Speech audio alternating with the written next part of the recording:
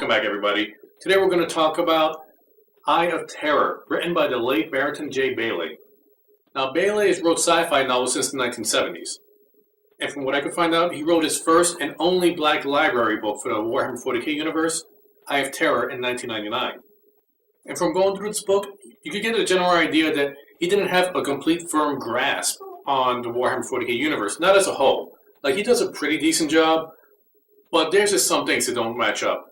And particularly, there's one line that you can read right off the back in this little excerpt. I'm just going to go straight to the line that bugs me here.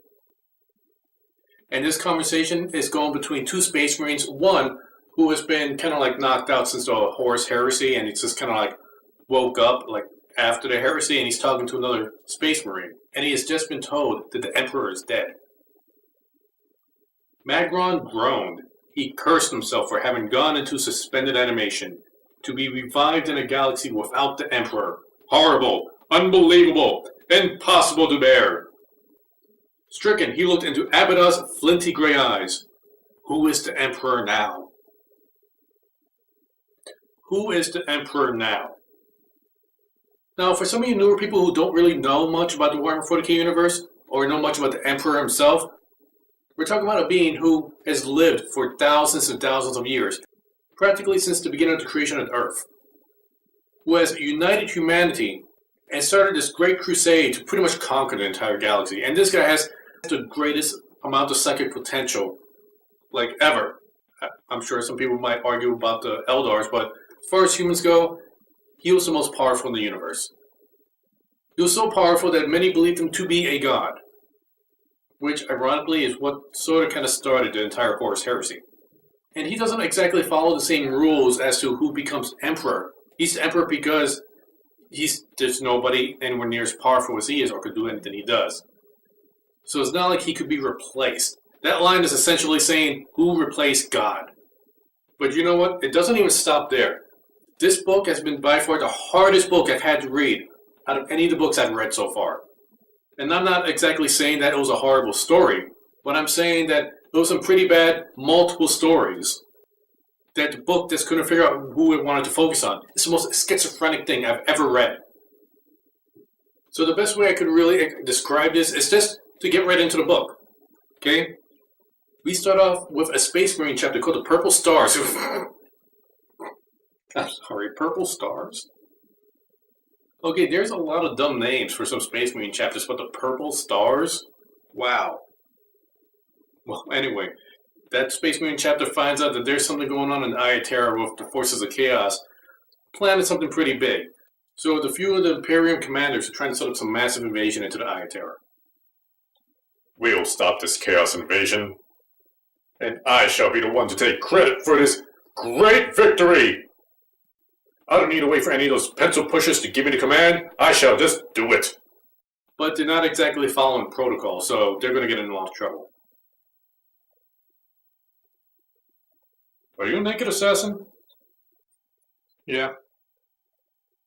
So you're going to kill me? Not yet. I'll wait till after the battle. Huh. So their higher-ups aren't exactly happy that they didn't ask permission first. So now that we got that going on, we jump over to a space trader called Ruglo, who just met up with some new astropath called Kaladin, who kind of get tricked into going into the Eye of Terror to make some trades because you get some really rare goods. It just so happens I need a new navigator to fly my ship. I may need a navigator, but I can't fly. Now shut up and fly my ship. Oh hey, check it out, I could fly. And they meet their contact, who's a shady kind of character called Gundrum. And initially, they kind of don't want to do this trade until they meet up with the hot sister, Angelica. By my desires, we shall be rich with our trades. Have you met my sister yet? Oh, silly boy. And even after a ton of warning signs, they still decide to do the trade. Well, at least Ruglo does, and Kaladin is still kind of hesitant about it. In fact, he's completely hesitant about it. He doesn't want to do it. I don't know, Ruglo. I don't trust these people. Hey, they seem trustworthy.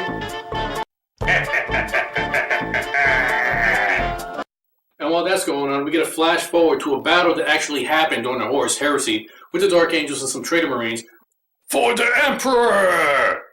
where one guy just kind of gets lost in space, and I mentioned him earlier, Magron, who goes into suspended animation. Well, now that I'm flown out of here, I might as well go to sleep. Kind of drifts off into the warp, goes into the Eye of Terror, wakes up, meets up with a Chaos Space Marine. He doesn't know what's going on, so the Chaos Space Marine starts tricking him. Oh, hey, here's somebody I could corrupt. By the way, Emperor's dead. How could the Emperor be dead? Why did I go to sleep? So, who's the new Emperor anyway? Well, wait, what kind of sense does that make? And all the while, one of the commanders, Commander Drang, who's getting one of his partner commanders, Commander Invisticon, into the entire Imperial invasion, into the warp, and they start doing their thing. Over all the while, a couple of Chaos Demons are getting into a pissing contest, end up getting into a fight by pushing some planets together and having their minions on the planet fight. The demons of Siege shall create a great crusade. The demons of Corn shall never follow you, not until you defeat us in a battle! Battle! And of course, Ruglo is still following Angelica's ship while he's drinking people juice. Yeah, you heard me right. Let's fetch my other partner, Quailer. Quailer's right here. And Gundram and Angelica decide to dance before he gets disemboweled. Dance with me, brother.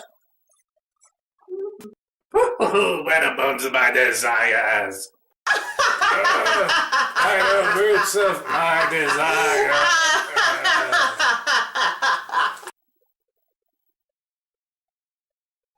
Me next. Get over here. And then one of the demons wins the fight. Oh, you win. Yes. So now they're planning their invasion into the material realm. The Imperial Army are bombing Chaos planets, but doesn't really seem to be doing much. The Space Marine subplot kind of finally comes to an end, where entire armies end up dying in the process. And what's going on here? I'm out of here. Oh yeah, at this point you need to start distrusting me. You've been lying to me, haven't you? Now I'm gonna eat your brains. Ah, my brains! My brains! For the Blood God. And Rulo is now stuck doing charter flights into the Eye of Terror. Don't. And then we get kind of an end of the book great reveal as to who was really behind everything, as if this book was going to do a sequel, but it's just so messed up. But there's just no way that's going to happen. Going throughout this entire book, I didn't know who the main character was supposed to be. I didn't know who the protagonist was, who I'm supposed to follow. I didn't know which one was supposed to be the main plot. I know there's multiple plots here, and they're supposed to intertwine.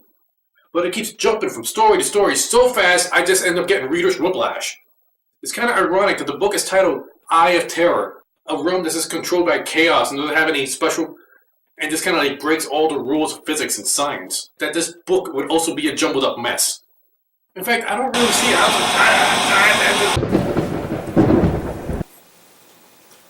What's this? What just happened? Haven't you figured it out? Oh no, not you. All those jump cuts and substituting reality of other realities have created a tear in time and space. It's not like I had any control over it. It's just something that happened. You have ripped a hole into the warp. No, that can't be right. That's right. The very book you despise was finally the final nail in your coffin. It was that book. Book punch. Book punch. Well, that's my opinion. Take it for what it's worth.